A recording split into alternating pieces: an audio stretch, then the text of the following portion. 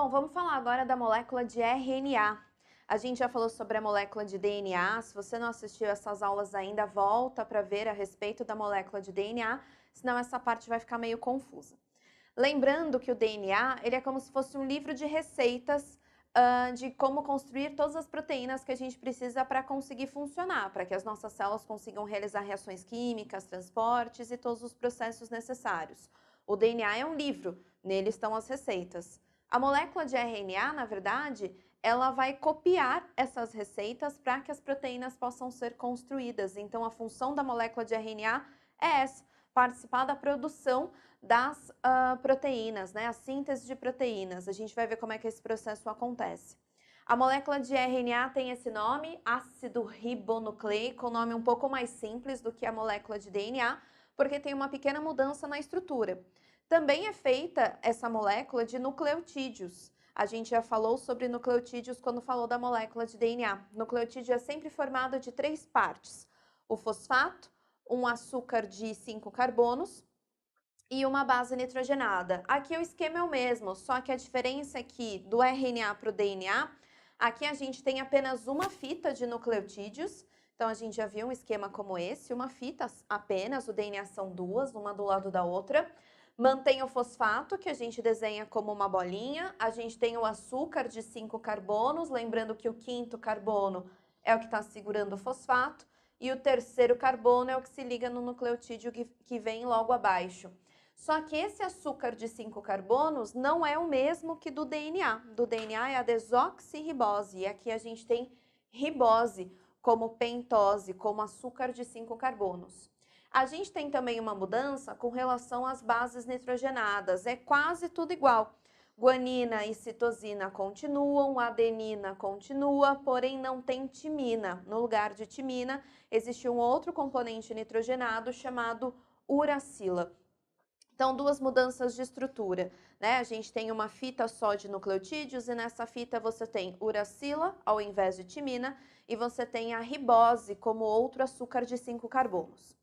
Como eu falei, então, a molécula de RNA ela vai participar da síntese de proteínas. Ela que vai construir as moléculas de proteína, vai juntar os aminoácidos na sequência correta para que a proteína consiga ter sua estrutura e comece a funcionar.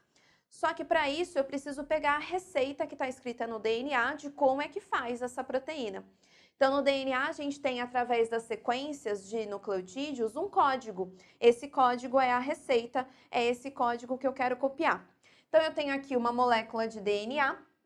Imagina, então, que a molécula de DNA é um livro de receitas. Então, cada pedacinho dessa molécula tem uma receita diferente para produzir uma proteína diferente. A gente chama essas receitas de genes. Então, uma molécula de DNA tem vários genes. Se eu copiar a molécula inteira de DNA, eu vou copiar todas as receitas, eu vou copiar todos os genes. Então, quando eu vou construir uma molécula de RNA, eu não copio a molécula inteira de DNA. Eu vou copiar apenas onde tem a informação que eu quero nesse momento para produzir a proteína que eu quero construir nesse momento. Então, eu tenho algumas enzimas que vão quebrar as ligações de hidrogênio entre essas bases nitrogenadas, abrindo apenas o DNA onde tem a informação que eu quero. Imagina o DNA como se fosse um zíper fechado. Em vez de abrir o zíper inteiro, eu quero abrir só um pedacinho. Como, imagina que o zíper dá uma estourada, só um pedacinho. Fica tudo fechado, mas no meio abre um pouquinho. Então, imagina que eu vou fazer exatamente isso, ó. Tudo fechado, mas justo onde tem a receita que eu quero copiar, tá aberto. Eu vou conseguir ler qual é a sequência de bases nitrogenadas. Para ler essa sequência, existe uma enzima, essa é importante, vale a pena lembrar o nome, que é a RNA polimerase. Então, a RNA polimerase, assim que o DNA está aberto, ela vai aqui na fita que está ao contrário, né? Lembra que o DNA é 5 linha, 3 linha, o sentido de leitura. Então, eu vou pegar essa fita 5 linha, 3 linha, né? O 5 linha está aqui na parte de baixo, 3 linha na parte de cima. E é esse lado que vai ser copiado, a fita antissenso, a fita que está ao contrário. Então, eu vou ler o que está escrito aqui e vou copiar.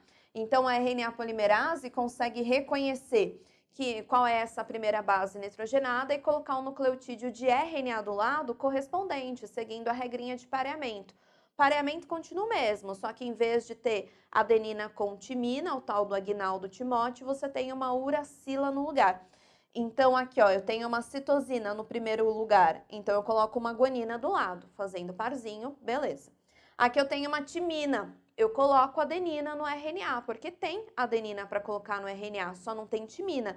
Então, quando eu quiser colocar timina, não tem para pôr, mas nesse caso, continua igual. Guanina, ponho do lado uma citosina, olha agora, tem adenina, então do lado tem que pôr uma uracila, porque não tem timina para pôr, então coloca-se uma uracila. Uma timina aqui no DNA, então eu copio colocando uma adenina. Então eu vou fazendo isso durante todo o prolongamento da fita de DNA que eu quero copiar. E aí depois que essa molécula de RNA está produzida, né, que eu fiz aqui em amarelinho, ela não vai ficar aqui, ela sai aqui do meio e vai para fora, e depois a gente vê como é que a proteína vai ser construída a partir dele, e o DNA fecha de novo como se nada tivesse acontecido. A ideia é que eu só vou abrir o DNA onde tem a informação que eu quero copiar, senão eu fico abrindo e fechando o DNA toda hora, eu posso quebrá-lo, posso perder algum pedaço, posso causar alguma alteração, então eu só vou abrir onde eu quero e fecho para preservar essa molécula. Esse processo aqui de construção do RNA acontece dentro do núcleo de uma célula eucarionte, ou lá no nucleóide, se a gente pensar numa célula procarionte, numa célula de bactéria. Então, tem que acontecer onde o DNA está. Assim que o RNA está produzido, pensando numa célula eucarionte, a produção aconteceu dentro do núcleo, o RNA sai do núcleo e fora do núcleo, no citosol, a construção da proteína vai acontecer. Esse esquema de como construir um RNA a gente chama de transcrição. Então, esse processo inteiro de construção do RNA é a transcrição. É o mesmo processo de construção para qualquer tipo de RNA. E a gente tem 3 tipos. O RNA que tem a cópia da receitinha de como construir a proteína, que é esse que eu usei de exemplo, que a gente chama de RNA mensageiro. Então, o RNA ele é mensageiro porque ele tem a mensagem, ele tem a receita de como a proteína deve ser construída. O que seria essa receita? Códigos onde eu consigo saber qual é a sequência de aminoácidos da estrutura primária da proteína. Ainda a gente tem outros 2 tipos de RNA, o transportador, que vai transportar, que vai trazer os aminoácidos para que a construção da proteína possa acontecer. E a gente ainda tem o RNA ribossômico, que forma a estrutura do ribossomo junto com algumas proteínas, forma a organela, que a gente conhece como ribossomo, e é justamente o ribossomo que vai ler o RNA mensageiro. E à medida que o mensageiro lê a informação, o transportador vai trazendo os aminoácidos para que a proteína seja construída. Depois a gente vai visualizar todas essas informações. A única coisa é que esse RNA transportador e esse RNA ribossômico, eles são feitos a partir desse mesmo processo, que é a transcrição. Só que a partir de pedaços diferentes do RNA. Existem alguns cromossomos, algumas moléculas de DNA que têm sequências específicas só para produzir RNAs transportadores e RNAs ribossômicos. Então, não tem receitinha para a produção de proteína, só para construir esses outros RNAs. Nas próximas aulas, a gente dá uma olhada como é que esses outros RNAs vão participar para a construção da proteína acontecer. Então, não perde os próximos vídeos para conseguir entender tudo e encaixar na sua cabeça.